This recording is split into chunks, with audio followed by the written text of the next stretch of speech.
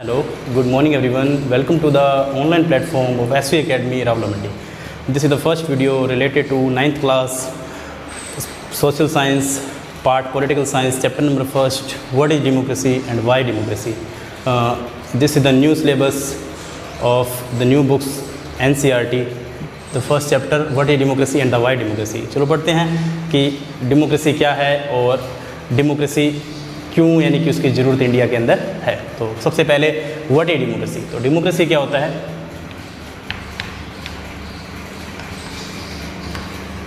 Democracy जो word है वो टू वर्ड से मिलके बना है, demo plus cratia. Demo plus cratia. Demo means people and cratia means power. So the actual meaning of the democracy is power of people. Means power of people is a word democracy. This is the Greek word. ये Greek word है, Greek word से लिया गया है। Demo plus क्रेटिया मतलब power of people, जिसके अंदर लोगों के अंदर पावर होती है तो उसे हम कहते हैं डेमोक्रेसी।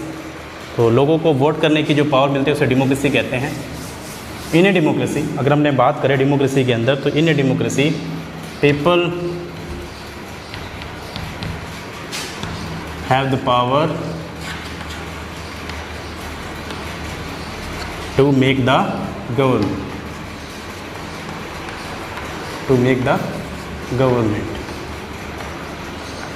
ओके। गवर्नमेंट को बनाने की पावर या गवर्नमेंट को चुनने की पावर जो है वो लोगों के पास में होती है डेमोक्रेसी के अंदर। तो ये डेमोक्रेसी से बेटर होती है। देखो दो टाइप की गवर्नमेंट होती है, एक तो डिक्टेटरशिप और एक होती है डेमोक्रेसी। तो डेमोक्रेसी जो है उसके अंदर क्या है, लोगों के पास में पावर होती है to select the government according to their discretion, अपने डिस्क्रेशन के अकॉर्डिंग उसे चुन सकते हैं। तो उसे ही हम डेमोक्रेसी कहते हैं। तो डेमोक्रेसी की बड़ी फेमस डेफिनेशन है जो अब्राहम लिंकन ने दी है। इसकी सबसे पहले जो डेफिनेशन है वो अब्राहम लिंकन ने दी है। अब्राहम लिंकन ने इसकी सबसे पहले डेफिनेशन दी है। तो उन्होंने कहा है of the people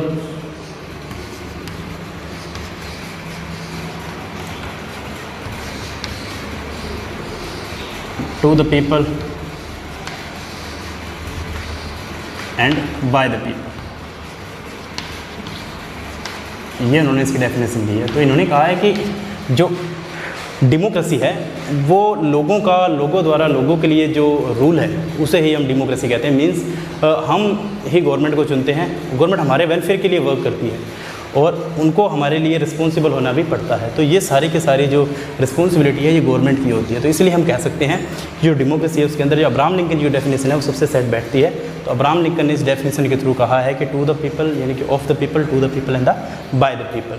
मतलब लोग ही रिस्पॉन्सिबल है और लोग ही गवर्नमेंट को चुनते हैं और पब्लिक वर्डिक्ट को है मानते हैं। तो उसे ही डेमोक्रेसी हमारे इंडिया के अंदर कहा गया है। डाइसी भी ऐसा कहते हैं। देखो डाइसी है जो वो कहते हैं कि जो नेशन है उसके अंदर किसी पर्टिकुलर पर्सन का रोल न होके हर पर्सन का रोल होता है और इसमें यानी कि रोल प्ले करता है इस डेमोक्रेसी के अंदर। मीन्स हर पर्सन की रिस्पॉन्सिबिलिटी होती है और वो वोट कास्ट करता है और फिर गवर्नमेंट को चुनता है। जैसे कि लॉर्ड ब्राइस कहते हैं, लॉर्ड ब्राइस जो है, मैंने कुछ डेफिनेशन बता रहा हूँ आपको, जो फिलोसफर हैं लॉर्ड ब्राइस कहते हैं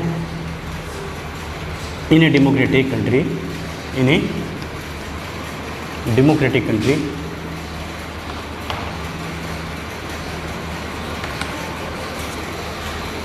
people takes part in it,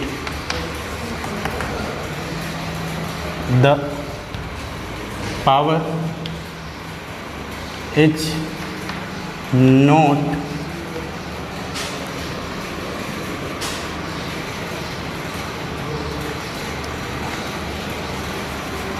lies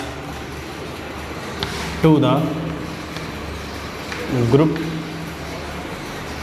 or special groups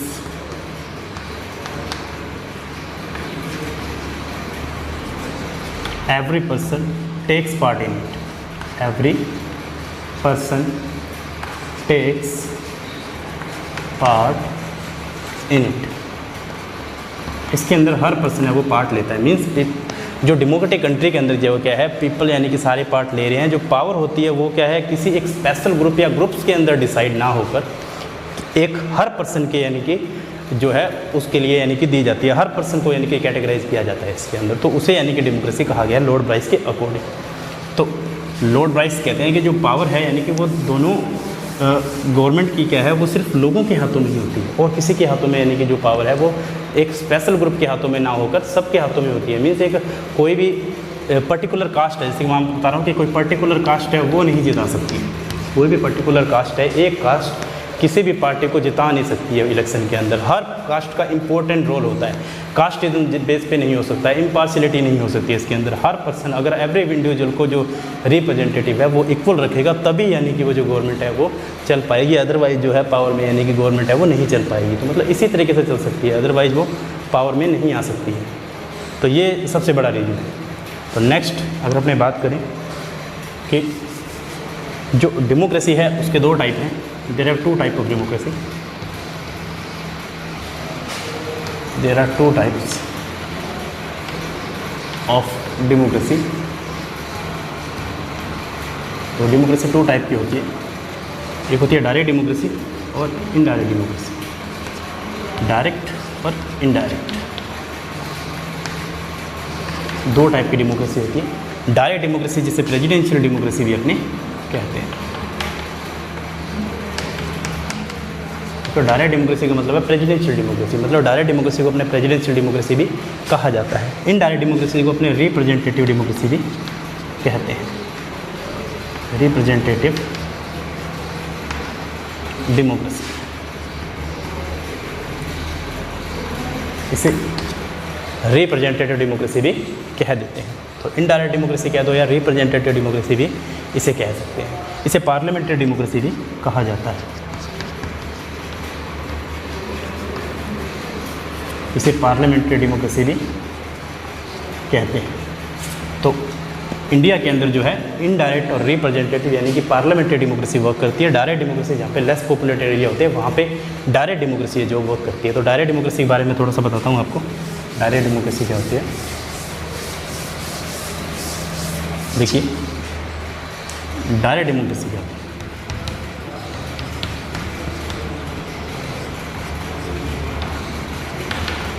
direct democracy जो है लेस पॉपुलेटेड एरिया जहाँ होते हैं वहाँ पे वर्क करती है। लेस पॉपुलेटेड एरिया, देखो direct democracy less populated area के अंदर वर्क करती है। और ये जैसे कि अपने यूएसए हो गया, स्विट्ज़रलैंड हो गया,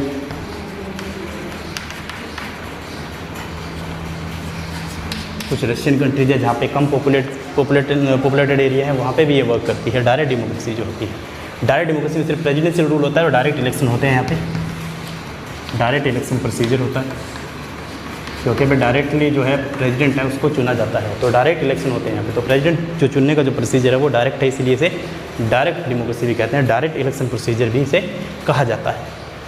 तो ये है डायरेक्ट डेमोक्रेसी। नेक्स्ट है हमारा इनडायरेक्ट रिप्रेजेंटेटिव डेमोक्रेसी।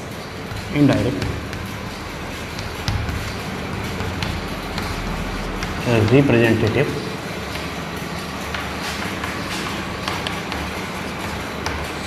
डेमोक्रेसी।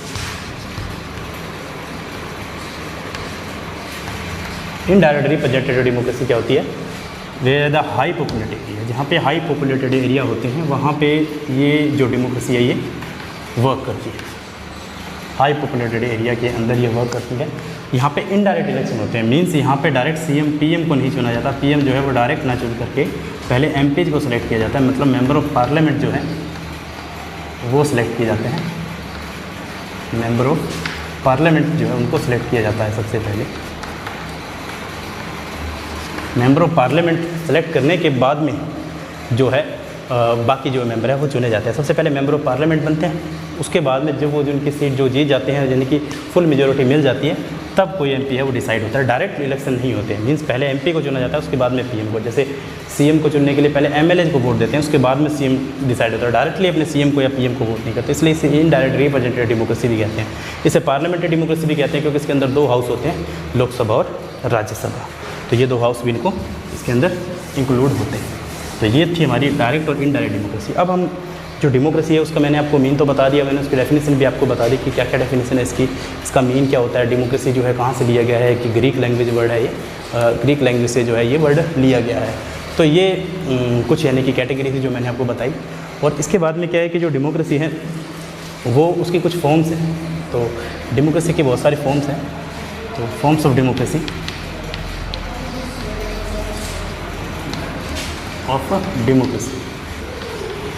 तो डेमोक्रेसी की काफ़ी सारी फॉर्म्स हैं और डेमोक्रेसी अपनी फॉर्म के बेस पे यानी कि चलती है। तो उस फॉर्म से जो है कैटेगरी डिसाइड होती है, यानी कि हर लेवल पे यानी कि जो डेमोक्रेसी है वो वर्क करती है, क्योंकि गवर्नमेंट जो है वो रिस्पॉन्सिबल होती है टू द पीपल। तो सबसे पहले फॉर्म्स ऑफ डेमोक्रेसी करने से पहले मैं आपको ये बताता हूँ कि जो हमारी डेमोक्रेसी है उसके अंदर क्या है कि गवर्नमेंट जो हमारे वेलफेयर के लिए वर्क करती है, सभी यानी कि काम करती है। तो देखो डेमोक्रेसी के फॉर्म्स हैं, जैसे कि political democracy, social democracy, economic democracy और एथिकल डेमोक्रेसी, जिसे मोरल डेमोक्रेसी भी कहते हैं। That is called political democracy, social democracy, economic democracy and the ethical democracy. तो अपने नेक्स्ट वीडियोज़ के अंदर इसको यानी कि कवर करेंगे। तो आज का जो वीडियो था इतना ही, इसमें मैंने तुम्हें आपको भी इंट्रो दिया है। अब नेक्स्ट टाइम आपके जो वीडियो है वो रेगुलरली आएंगे। सो आप कनेक्ट रहें लॉकडाउन पीरियड के अंदर अभी से, और मे भी हो सकता है कि आपकी जो गाइडलाइन के थ्रू स्कूल है वो भी जल्दी ओपन हो, लेकिन आप जब तक आपकी ऑनलाइन क्लासेज है तो आप डायरेक्टली इन वीडियोज़ के थ्रू क्या जुड़े रहें। That's it from the video. If you have any doubt from this video then please let me know in the comment box.